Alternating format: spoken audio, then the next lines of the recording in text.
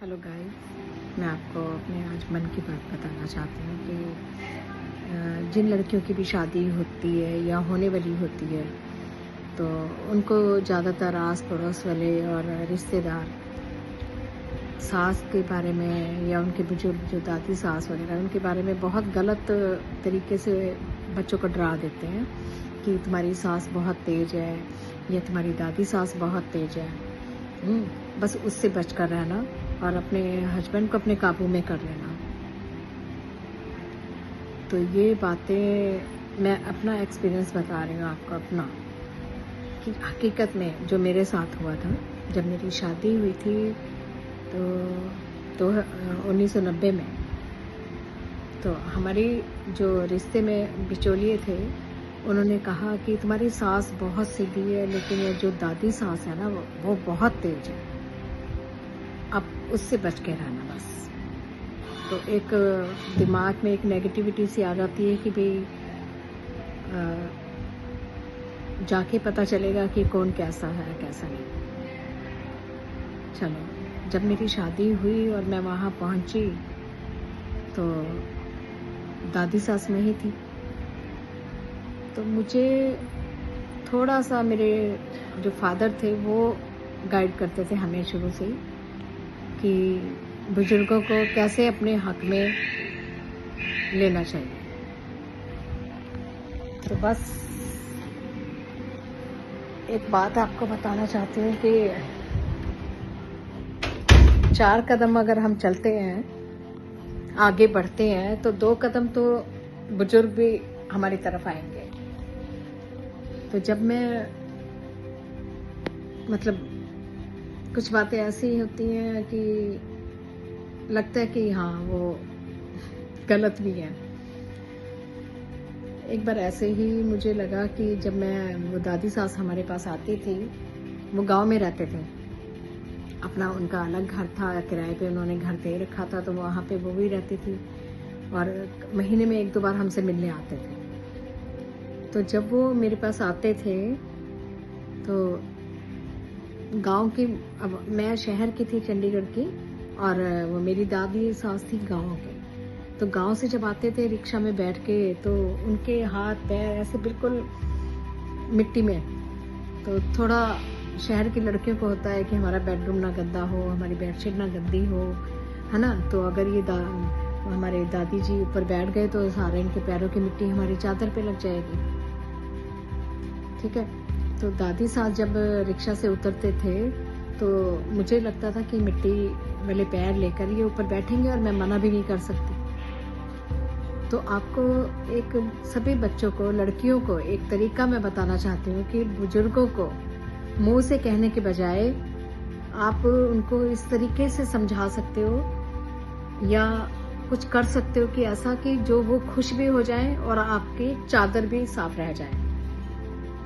तो बस वो तरीका जैसे मेरे दिमाग में आया कि दादी साहब जब मेरी रिक्शा से उतरे और आकर बैठे मेरे पास, तो मैं फटाफट से उनके लिए टब में पानी लेकर आई। ठीक है। तो टब में जब पानी लेकर आई और उनको तख्त पोश पर, बाहर बड़ा जो बेड़ा होता है वहाँ पे तख्त पोश होता था, तो उस पर बिठाया और उनके पैर धोए खूब अच्छे से। पैर धो के उनके टावल से पोंछकर और फिर उनको मैंने कहा पापू जी आ जाओ। हम दादी सास को पापू जी बोलते थे। तो मैंने कहा पापू जी आप हमारे ऊपर आओ, बेड पे बैठो। तो अब ये छोटी सी जो मेरी एक वो है मतलब जो भी, मतलब क्या कहते हैं उसको, आदत। तो मतलब एक तरीके से मैं उनको मुंह से भी नहीं मुझे बोलना पड़ा। ठीक है। और वो इतने खुश कि वो कहते हैं कि ऐसी बहू जो मेरे पैर धो धो के पीती है। तो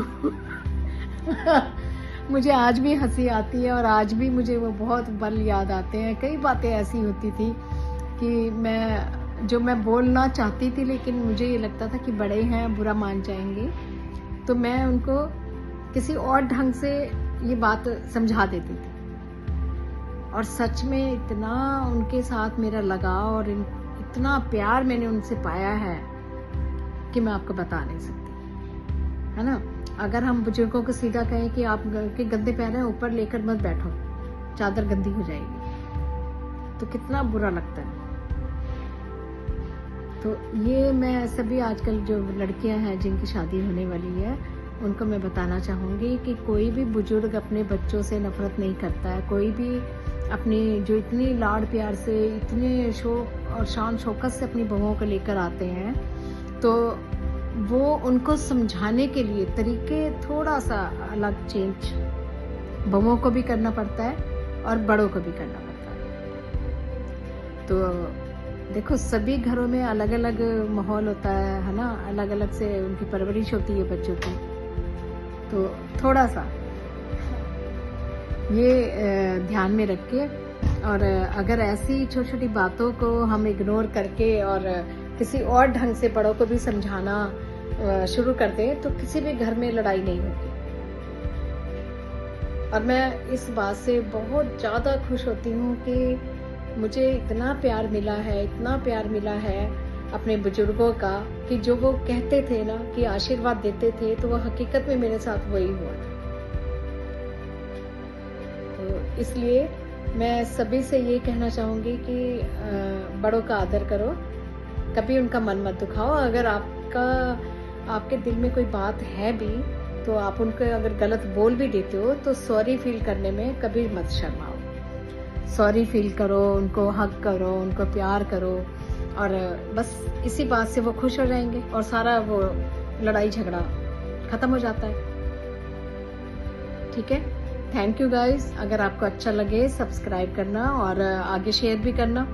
जिनके बच्चे बड़े हो रहे हैं और शादियां होने वाली हैं, या घर में माहौल ऐसा है कि जहाँ पे बुजुर्ग रहते हैं, सबको आप ये मैसेज मेरा छोड़ना।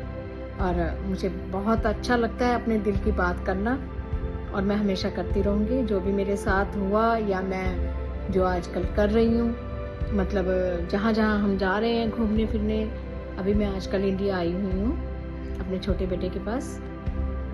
तो अब जो मैं उसको डाइट दूंगी या खिलाऊंगी, जो भी उसका ब्रेकफास्ट लंच, अभी 3-4 महीने के लिए मैं अपने बेटे के पास आई हूँ उसकी केयर करने, अकेला रहता था। तो फिर आपसे शेयर करूँगी सब कुछ, और फिर आप देखना कि आपको अच्छा लगा या गलत लगा। गलत कमेंट अगर आपको लगे तो प्लीज़ गलत तो मत बोलना, थोड़ा मुझे समझा देना कि आप यहाँ पे गलत हो। गलत लिखने से, किसी का मन दुखाने से, है ना, वो अच्छी बात नहीं होती कि भी हम किसी को गलत कमेंट करते हैं या कुछ लिख देते हैं उसके बारे में। देखो हर बंदा, अभी जो ब्लॉग सिस्टम चला है, जो हम वीडियो बनाते हैं, तो मुझे तो अभी शुरू करने का शौक अभी से पैदा हुआ है। और ये मैं इसलिए बना रही हूँ कि एक ये जरिया मीडिया का, ये एक ऐसा वो चल पड़ा है कि चैनल अपना सब्सक्राइब जो करवाते हैं, कि कम से कम आपको डिप्रेशन नहीं होता है ना।